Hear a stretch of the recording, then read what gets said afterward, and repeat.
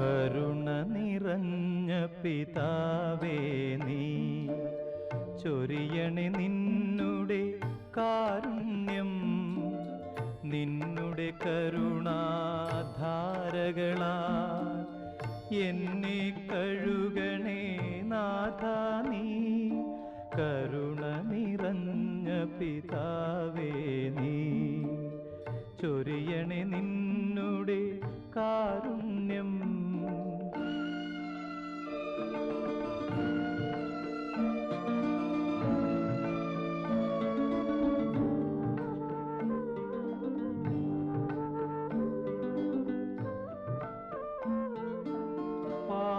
പാപക്കറകളെ എല്ലാം നീ നന്നായി കഴുകി കളയണമേ.